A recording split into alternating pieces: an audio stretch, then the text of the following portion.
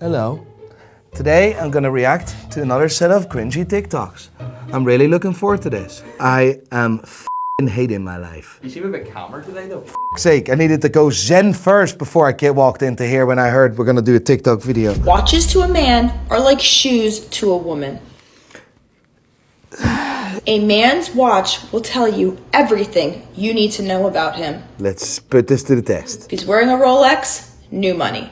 Now, if you know your watches like I do, there are certain Rolexes Okay, like you do. that signal old money. But 99% of the time, new money wants to show off. Apple Watch, usually a tech guy. I don't usually go for the guys with the Apple Watches. It's kind of low-key not classy. Like, why are you doing that? I can absolutely agree, yeah. Think if you're an adult and you're wearing a toy on your wrist, it's not really that attractive. Like, not that I like, man, like. My dad wears an Apple Watch.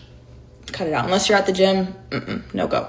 Cartier. If you wear a Cartier watch as a man, 10 out of 10. That's my boo right there. That's old money, that's class. They know what they're doing, okay? Find you a man with one of these. Listen, it's lovely to have a Cartier, but like, what do you mean? They know what they're doing. Hot runner-up second is an Audemars, okay? If they have one of these, they got money, they got class, and they like watches. Usually they're a watch enthusiast. Today they could be either trans or gay. That's where really AP tries to position themselves. Unsure. Doesn't know their pronouns yet. And that's fine. There's nothing wrong with that. But that's like now where AP is trying to aim at, basically. And if you're a girly pop who's sitting there thinking, I know nothing about watches, learn you about men's watches. Because when you're out, I don't care how horrible this sounds. If you look at his wrist and he's wearing like a Movado or like a, oh my God, I don't even know, like a G-Shock or some shit. I guess like some of the trendy rows like wear these G-Shock ones. And low-key, I had one in middle school. They're not bad, but you can tell a lot about a man and his watch, okay? The woman on his arm and the watch on his arm. You wanna go for Cartier, you wanna go for Audemars, you wanna go for a nice watch. Rolexes are nice, I get it, they signal wealth, but that's usually new money and show off money, okay? You don't want that. What does the hair color say about the woman? When you see a woman with red hair, you run off because she's 100% a gold digger. Can you just up? Unless you're looking for like a short-term fling. I'm telling you, they're usually finance bros. They're usually people who want to signal wealth, not know that they have it without signaling it overtly. Look at that plastic surgeon face of yours. What your surgery says about you. Jesus Christ, woman. Can you just shut up the stay in your lane, stop talking shit. I have a Tissot PRX and I wish I didn't buy it. Sell it. Sell it? It's true. I'm hearing people call this the Dior Sauvage of watches, which if I didn't already wish I didn't buy this. What is Dior Sauvage? It's nice aftershave, but it became really mainstream and everyone started wearing it. That would have sent me over the edge on its own. My primary critique with this watch is that you look at it wrong and it scratches, okay? Which for that price should not be the case. You look at it and it scratches, and it shouldn't be the case with that money. Bruv, that's with every watch. Rolex, a 10 G's Rolex. You literally look at the thing and it scratches. Specifically the GMT or specifically the Oyster bracelet because they have two different finishes on the bracelet. One is polished and one is brushed. The moment you walk out of the shop, there are scratches on that thing. That is just 316L stainless steel. This is a standard steel used in 95% of the watches. Bar Rolex, well they did till about 1985 or 1986 I believe. They changed that to 904L stainless steel, which is a wee bit different, a wee bit more premium. A 316L stainless steel is being used in watches 6, 7, 8 grand. Even Hublot uses that in their steel cases. So what you're stating is wrong. I hear what you're saying. A watch scratches. Yes, and that's fine. This should not be the case. I was already kind of falling out of love with it, and then I bought this, which is a Hamilton Khaki Murph. Hamilton Khaki. Love Hamilton. I think it's a class watch what he has there. But it's exactly the same steel. It's exactly the same manufacturer. The case of the PRX and the bracelet of the PRX are made in exactly the same factory as the bracelet on the Hamilton and the case of that Hamilton. And you can buy them both at exactly the same place, brideandpinion.com. We're authorized dealers of many brands. I think the PRX is the best watch in the world and you should buy that at Pride and Pinion. If you are looking for a Rolex, Richard Mille, Patek Philippe, any brand, Omega, no Hublots, go to brideandpinion.com now. It's like $100 more and it's 3 times better. There's more out there. Don't fall for the hype. It's not a bad watch, don't hear me say that. But for what you're paying... Well, the Hamiltons are so good, they tell the time 3 times better than the PRX. The scratch is 3 times less. Same steel. Exactly. Yeah, same steel as well, yeah. Goat watch. Goat watch. That one. Is it? What is he wearing? AP, probably. Look at that. You can say mine and then I can give you mine and I can, you know. Oh, that is such a great brand advertisement for Omega. You know, he was sponsored by Omega. Your man, what is his name, the Irish fella? Barry Huger. Yeah. Like, he's wearing an Omega and he was sponsored by Omega, like. Got them to make it for the next like round of albums. Love that, man. But I sort of said I'd wear it on all the Yeah, I've seen all the you press as a well. big watch fan. Yeah. You know, I love Omega. You know, I've got a good relationship with Omega, and there's a Moonstone Omega watch which I actually got, and it's like kind of residues of the moon and that. Yeah. I like stuff. We know, you know, I know. If he didn't get paid, he would choose a Rolex, like, or an AP, or a Patek. We all know. It is funny. Oh, I have a good relationship with Omega. Yeah. What's that, Barry? Royal Oak AP. I don't know which one, actually. I wouldn't wear this out in London at all. Yeah. So I think it would be like IWC make a it's called a Pilot's Mark and it's like 38 mil. It's like automatic, Swiss made. It would last you for your whole life, but you'd never get your arm cut off for it. It's crazy, like, because this watch doesn't even tell the right time. You know what I mean? How much they are. I'd say it's 12 o'clock. I'm with you on Omega ambassador, right here.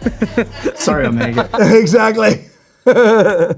Please keep me on the contract. I like this guy, man. I like this guy. He's honest at least. Listen, there's nothing wrong with that unless you act like, oh, look at this. One brand that's not Rolex or AP asks you to be an ambassador. Who would you want it to be? Sapek. I would happily wear Sapek for the next 5 years as the only watchman. I think they're absolutely fantastic. I think what Xavier's doing is very special. I think as a watch, as a dress watch, and a sports watch, I think they're hands down one of the best watches out there. And let me tell you, in a couple of years' time, that's going to be one of the most in-demand watch brands in the world. Let's talk today about how this $200 watch became a wealth status signal for the ultra-rich. Now this watch, as you guys can see, is an Omega Swatch collaboration. Why does he look like Ari Gold? And why is his name Aris Goldberg? He looks like Ari Gold. Ari Gold is the best character ever in existence. He's in the TV show Entourage. He is fucking insane. He looks like him and he has his name Aris Goldberg. What are you doing? As a watch collector, when I first saw it, I thought that... No, I can't see this. Let me see this again because this is pissing me off. How this $200 watch became a status symbol among the wealthy. How this $200 watch became a wealth status signal for the ultra-rich. Now this watch, as you guys can see, is an Omega Swatch collaboration.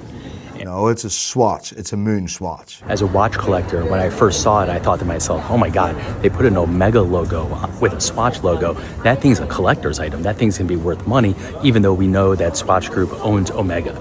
Once I got past that, I actually went out and bought one. They're $270 US, so they're a couple $100, and they look sharp. They're nice casual watches.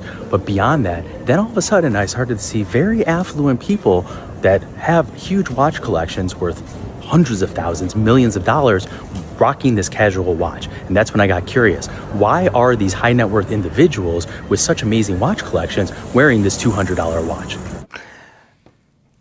I am very fortunate in the line of work I do. I sell watches, and I sell watches to really important and also really wealthy people. I can categorically say that none of the big collectors, and we are one of the biggest retailers in the UK that I know, none of the big collectors that I know wear a moon swatch. None of them. Like, I don't know any of them. And what he's saying, oh, it's going to be worth money, that's a load of bullshit. Let me explain. There are millions of moon swatches made. I think they produce about 3 million moon swatches a year. Something is only going to be worth more money if there's scarcity and if there's demand. We can say there's a good amount of demand for the moon swatch. We can also say there's absolutely no scarcity for the moon swatch. That doesn't really work. So what he's saying here is absolute bullshit. You guys know me, I love striking up conversation, especially in foreign lands. And what I came to learn, especially after speaking with very wealthy Europeans, is unfortunately, like my beloved New York City, some of our favorite big cities across the world ain't as safe as they used to be.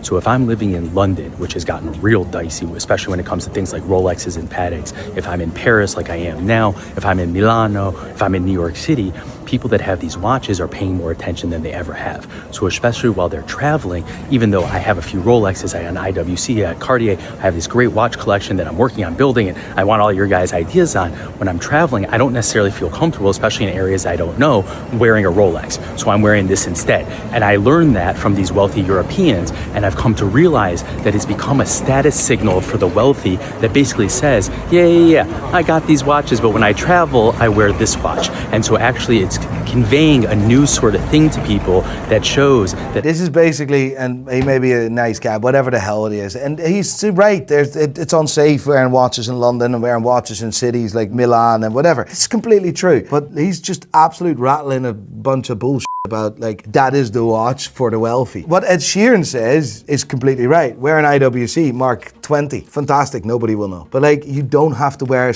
expensive watch. If you're in London, just don't wear a watch at all, or just don't go to London. There's nothing to see there. It's a hole. It's funny because you could walk around Belfast with 5 Richard Milles on the list and no one would even know. And that's so funny. People always say, Belfast, dangerous, blah, blah. Let me tell you one thing. I can walk with 10 Richard Milles on like this, a million points strapped to my body on the street in the dodgiest part in Belfast, and I still won't get robbed. So I don't know what you're talking about. Belfast is a better place than London. Of course, every city has its problems, and Belfast had its own problems for many years. But Belfast definitely doesn't have the current problem with watch theft. Have you ever heard this story about the local DJ, Tez? No. Where his watch got stolen in the gym. His Rolex got stolen in the gym. I put an Instagram post up, and about 6 hours later, he got his watch back.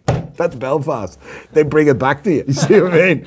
He left the watch somewhere and someone picked it up and thought, it's a good idea. And I posted it on the stories and then he got his watch collected. Like, that's Belfast for you. There's no point of going to London, mate. This is shithole. You're in traffic all the time and like whatever. You have to wear moon swatches. You have to wear moon swatches. Like, listen, no offense to the moon swatch. I love the moon swatch. I think it's one of the best things that has happened to our watch industry. It brought the watch industry to a more mainstream level and it created a lot of wrists. What I mean with that is it created a lot of people that would have never bought watches before now all of a sudden wearing watches because of the moon swatch, which is a really good thing. But like, I can't stand by what this gentleman is saying, to be honest. And I think there's one collaboration that should be done, and that would help AP a wee bit and makes AP cool again. The Royal Casio should be introduced, a collaboration between Casio and Audemars Piguet, and that would absolutely break the internet. It would have queues to the moon for weeks in front of every Casio boutique. It would be gigantic. It would help putting watches on the wrist of the next generation, and it would help with brand awareness. There's no loss in that idea.